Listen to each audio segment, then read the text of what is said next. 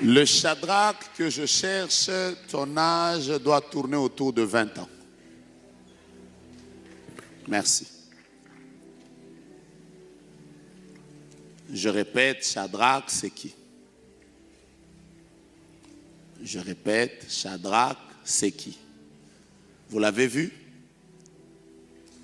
Si vous l'avez vu, qu'il me voie. Je vais lui parler de la part du Seigneur. La 40e chose que la prière provoque. Je suis à la 40e chose. La 4e chose que la prière provoque. Ceux qui prient beaucoup développent leur écoute de Dieu.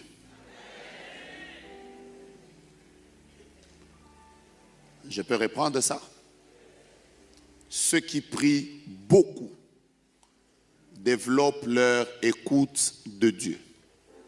Le plus grand secret de l'onction prophétique, parce que je crois que j'en parlerai dimanche, c'est l'intimité. Vous ne pouvez pas écouter et vous habituer à la voix d'une personne avec laquelle vous n'êtes pas intime. Pour que vous vous habituez à la voix de quelqu'un, vous devez au moins être sûr que c'est une personne avec laquelle vous vivez régulièrement. Vous la connaissez, vous l'écoutez de manière régulière et votre écoute se développe. Vous ne pouvez pas écouter la voix de Dieu si vous-même, vous n'êtes pas un homme et une femme de prière.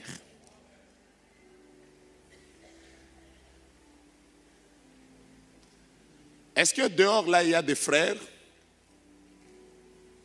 de la sécurité? Dites à un frère qui s'appelle Hervé, dites-lui qu'il est béni.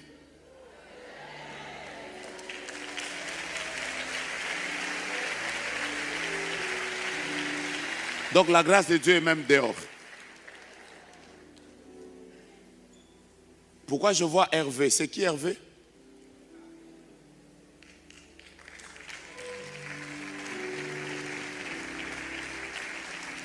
Je ne sais pas avec quelle soif tu es venu dans la présence de Dieu, mais laisse-moi te dire que le Seigneur vient de te rencontrer. Une prophétie pour un, c'est une prophétie pour tous. Ça veut dire que le même Dieu qui le rencontre, lui, il est simplement un échantillon de ce que Dieu est en train de faire. Tu n'es pas obligé qu'on cite ton nom, mais en croyant simplement qu'une prophétie pour un, c'est une prophétie pour tous. Ça veut dire que de la même manière que Dieu est en train de le visiter, donne-moi ton nom, donne-moi ton poste-nom, donne-moi ton prénom, déclare très fort, je suis bien-aimé dans le Seigneur. Laissez-moi vous parler de ça. Vous ne pouvez pas, j'insiste, être un homme qui écoute Dieu si vous n'êtes pas un homme de prière. Vous ne pouvez pas être un porte-parole de la personne devant laquelle vous n'avez pas été.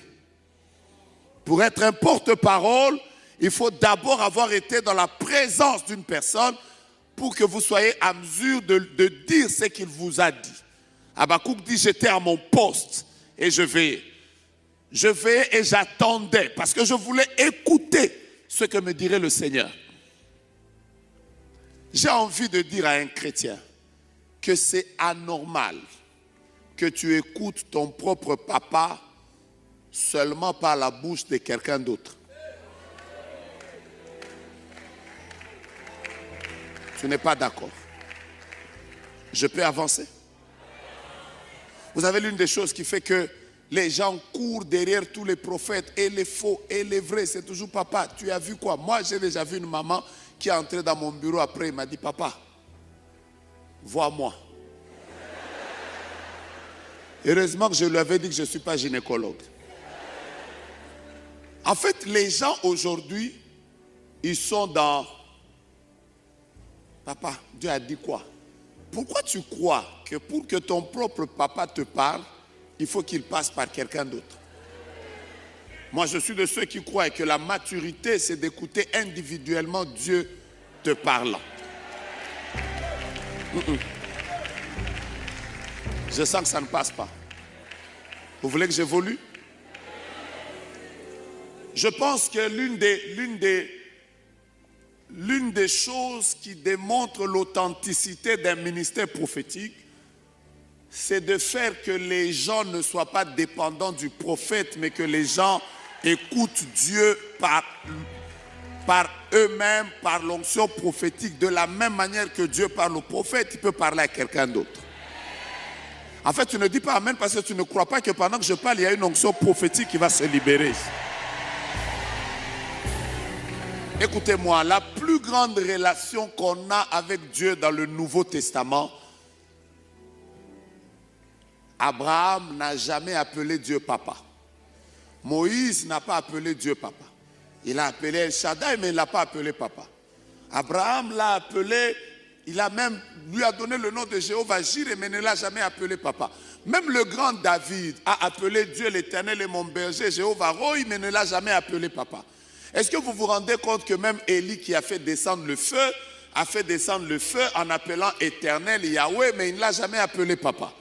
Vous me citerez qui d'autre? Daniel, il a fermé la bouche du lion, mais il n'a jamais appelé Dieu son papa.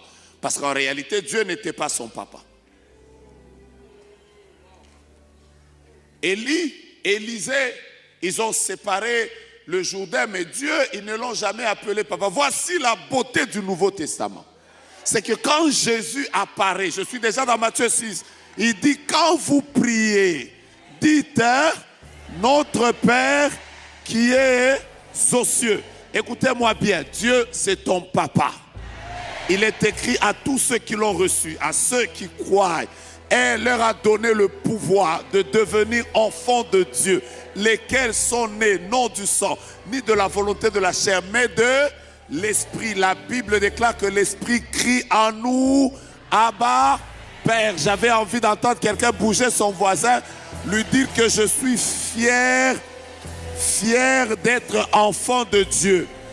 Vous savez, notre fierté, ce n'est pas l'argent en compte. Notre fierté, ce n'est pas les habits qu'on met. Notre fierté, ce n'est pas la maison dans laquelle nous dormons. Notre fierté, ce n'est pas la montre que nous portons. Notre fierté, ce n'est pas le français que nous parlons ou l'anglais que nous connaissons. Notre fierté n'est pas dans nos diplômes, mon Dieu, mon roi. Notre fierté n'est pas dans le cabello que tu as mis à la tête. Notre fierté n'est pas dans les make-up. Je suis en train d'insister que notre fierté n'est même pas des familles desquelles nous venons. Notre fierté ne vient même pas des universités où nous avons étudié. Oh mon Dieu, oh là là là là, je me sens bien. La chose qui me rend fier,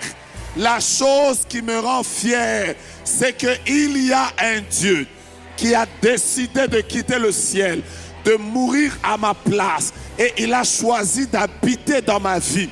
Quand je marche avec lui. L'habit que je porte n'est pas plus important que celui que je porte.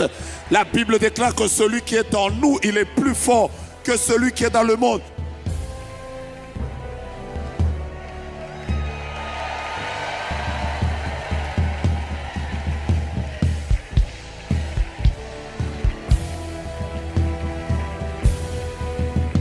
Alléluia. Alléluia.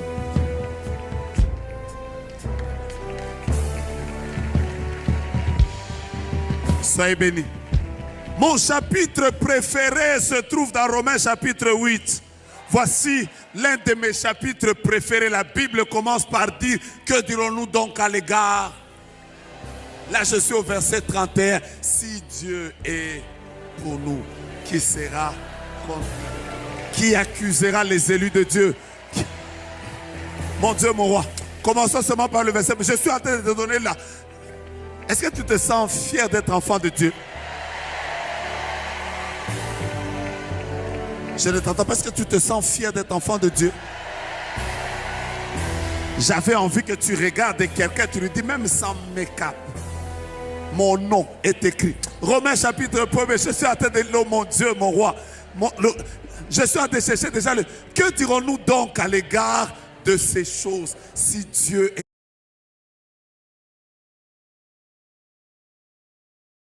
pour nous, qui sera contre nous? C'est quand vous lisez Romains chapitre 8 que vous trouvez des textes comme dans toutes ces choses nous sommes plus que vainqueurs par celui qui nous a aimés.